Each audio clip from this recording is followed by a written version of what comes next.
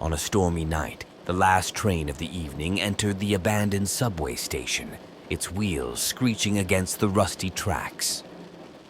The station, long forgotten by the city's commuters, had become a dark, eerie place. The lights flickered weakly, casting long shadows that danced ominously on the graffiti-covered walls. As the train came to a halt, a group of 4 friends, Paul, Lisa, Jake, and Sarah, decided to explore the station. They were thrill seekers, always looking for the next adrenaline rush. Armed with flashlights and a sense of invincibility, they stepped off the train and into the desolate platform. The air was thick with the smell of damp concrete and decay.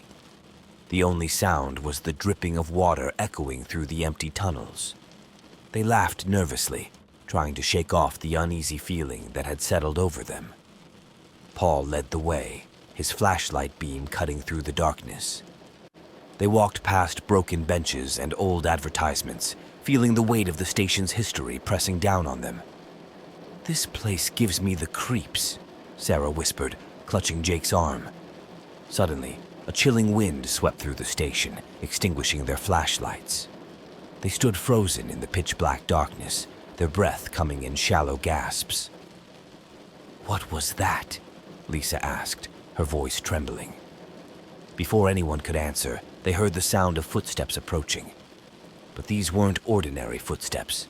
They were slow, deliberate, and echoed unnaturally through the tunnel. The friends huddled together, their fear growing with each passing second. A faint, ghostly light began to glow at the far end of the platform.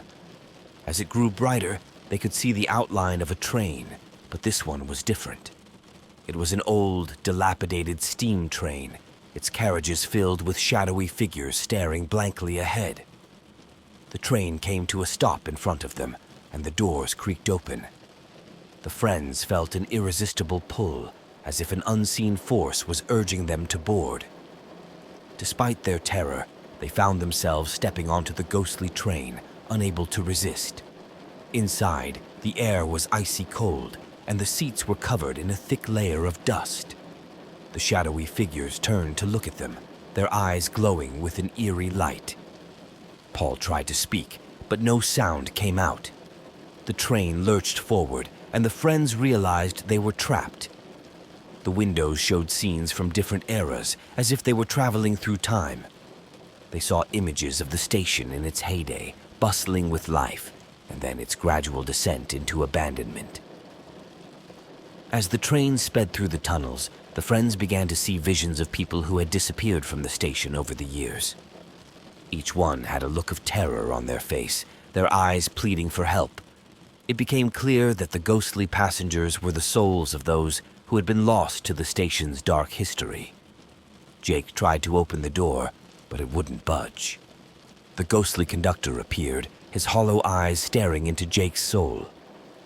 "There is no escape," he intoned, in a voice that seemed to come from the depths of the underworld. "You are part of the train now." Panic set in, and the friends began to scream and pound on the windows, but it was no use. The train was moving faster and faster, the scenery outside becoming a blur. They could feel their strength draining, their spirits being pulled into the spectral realm. As the train approached the end of the line, the ghostly passengers reached out, their hands cold and clammy.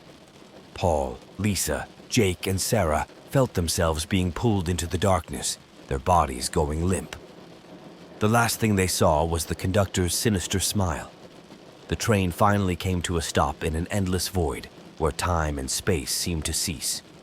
The friends were no longer in their bodies, but their souls were trapped, doomed to ride the ghost train for eternity. The station was silent once more, waiting for its next victims.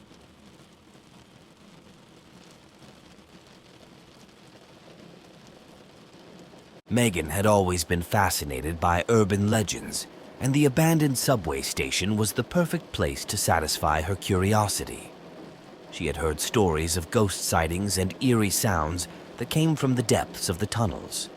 Armed with her camera and a determination to uncover the truth, she ventured into the station late one night. The entrance was partially blocked by debris, but Megan managed to squeeze through. Inside, the station was a haunting spectacle of decay. Broken tiles and shattered glass littered the floor, and the once vibrant murals were now faded and covered in grime. As she walked down the platform, the silence was oppressive.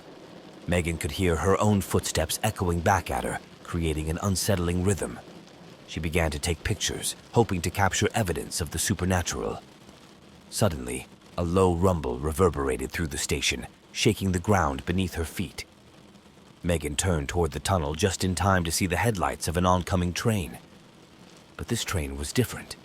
It looked ancient and spectral, its outline shimmering in the darkness.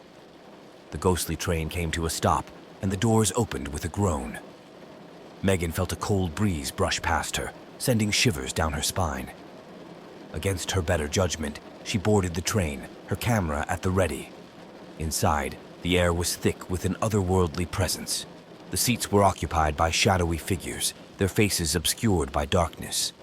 Megan's camera flashed, but the pictures showed nothing but empty seats. She felt a growing sense of dread. As the train started moving, the atmosphere became increasingly oppressive. Megan's breath came in short gasps, and she felt an overwhelming urge to escape. She tried to open the door, but it was locked tight. The train sped through the tunnels, and the scenery outside the windows changed rapidly. Megan saw glimpses of different times and places, as if the train was traveling through a series of nightmares. The ghostly passengers remained eerily silent, their eyes following her every move. Megan began to hear whispers, faint at first but growing louder. They seemed to be coming from all around her, filling her mind with terrifying thoughts. "You shouldn't have come," the voices hissed. "Now you belong to us." Desperation set in, and Megan searched frantically for a way out. She found a control panel near the front of the carriage and started pressing buttons, hoping to stop the train. But each button she pressed only seemed to make the whispers grow louder. The train passed through a station, and Megan saw ghostly figures waiting on the platform. They reached out to her, their faces contorted in anguish. She realized with horror that these were the spirits of people who had disappeared over the years.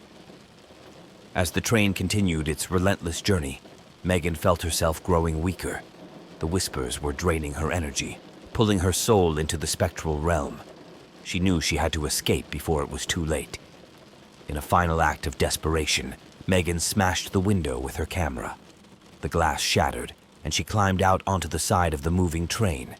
The cold wind whipped around her, but she held on tightly, determined to survive.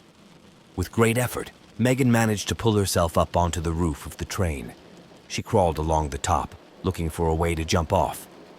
But the train was moving too fast, and the tunnels were too narrow.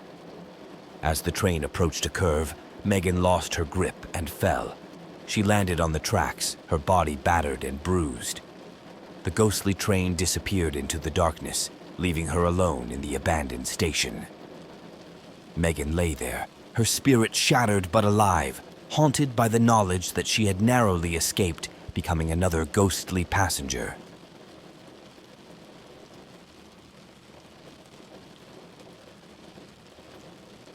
Years ago, the subway station was the scene of a tragic accident. A train had derailed, killing dozens of passengers and the conductor. Since then, the station had been abandoned, its ghostly reputation growing with each passing year. Eric, a skeptic, decided to investigate the station for his paranormal podcast. He didn't believe in ghosts, but he knew that stories of hauntings made for great content. Armed with recording equipment, he ventured into the station late one night. The air was thick with the smell of mold and mildew. Eric's footsteps echoed through the empty halls as he made his way to the platform. He began recording, describing the eerie atmosphere for his listeners. As he spoke, a strange sound caught his attention. It was the faint, rhythmic clinking of metal against metal, coming from deep within the tunnel. Eric followed the sound, his curiosity piqued. The tunnel was dark and foreboding, but Eric pressed on. He reached a section where the tracks were twisted and broken, the site of the accident. The clinking sound grew louder, more insistent. Suddenly, A ghostly train emerged from the darkness, its headlights cutting through the gloom. Eric stared in disbelief as the train came to a stop in front of him.